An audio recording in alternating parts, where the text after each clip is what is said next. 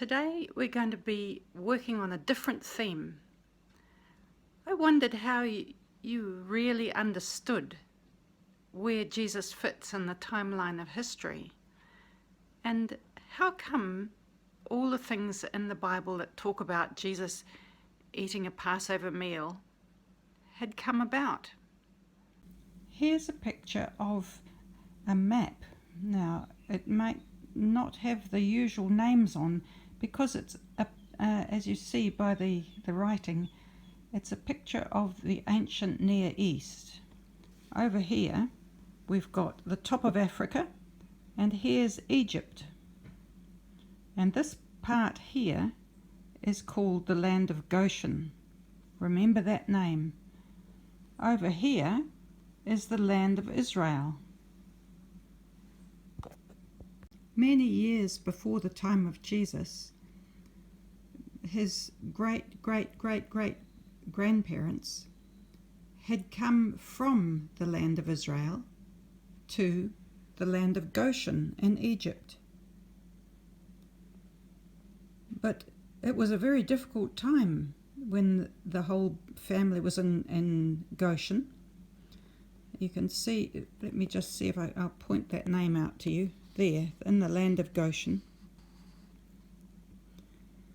And the king of Egypt became very, very cruel and tyrannical. I'd like to tell you the story of that another time, but that's where we're going to start in our story today. As you can see, this page is called The Journey to the Promised Land. And as we look at it, the journey is going to go from this place here, Goshen in Egypt, right across a very dry and barren place to the Promised Land, that green place there, which is a beautiful and lush country called Israel. Today we're starting to prepare the story of the Hebrew people, another name for the Israelite people, because that's the family that Jesus came from. And as we lead up towards the time of the year, in 4 days' time, which is called Passover, that is the night before Jesus was killed.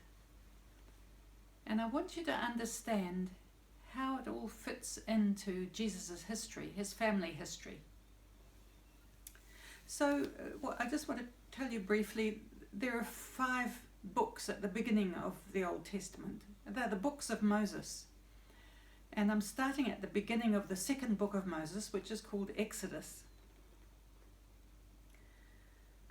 This book starts off actually with the end of Joseph's story. Joseph's story is told at the end of Genesis.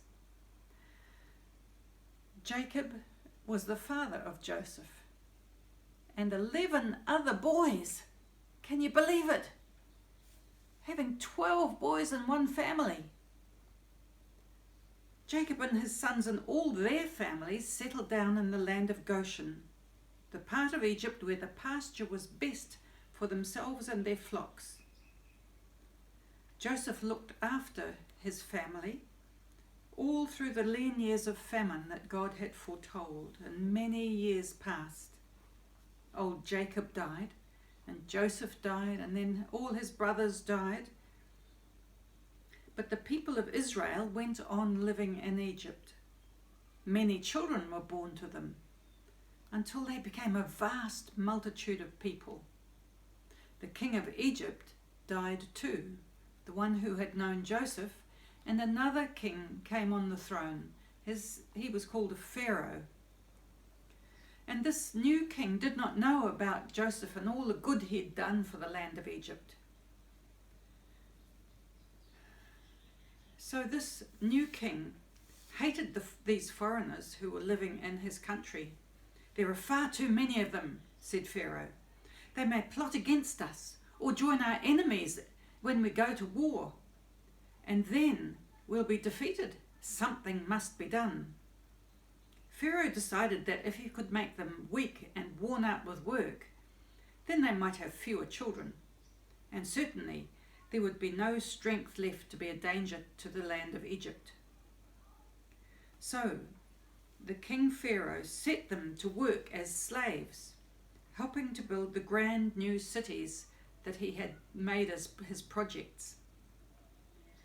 They had to drag the heavy stone slabs into position and make thousands and thousands of bricks. I've got a picture here of the slaves pulling these huge blocks. But the people of Israel still flourished. The more the king ill-treated them, the more they grew in numbers. "I must do something more," said the cruel and frightened king. "I shall make a new law so that every baby boy that is born to the people of Israel shall be thrown into the river of Nile and drowned." Now things looked black indeed for the Israelites. But God had not forgotten his own people. So now we come to the story of Moses. A new baby boy.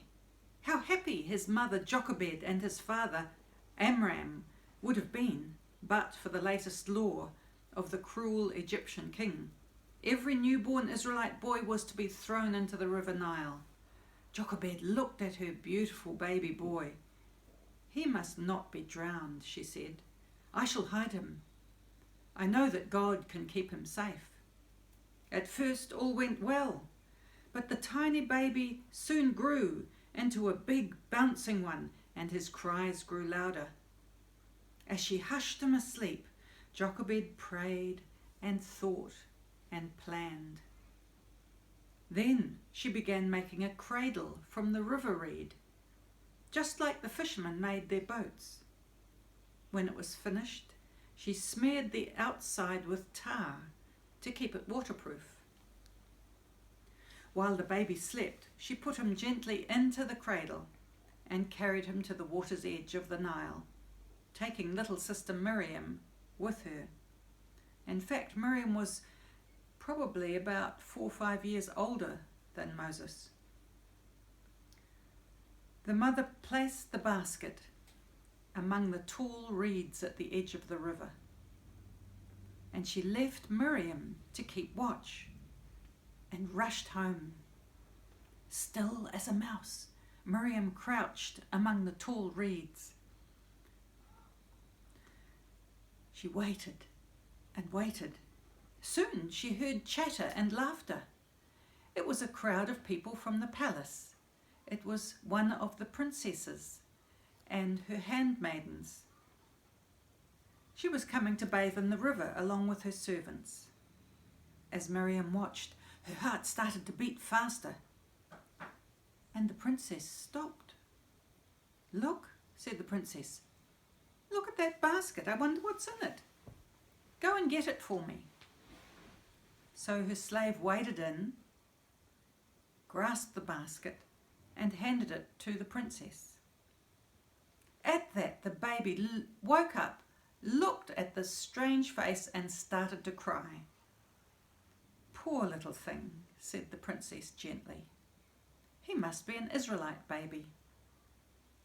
Her kind look gave Miriam courage, and Miriam stepped out of the tall reeds to speak to the princess.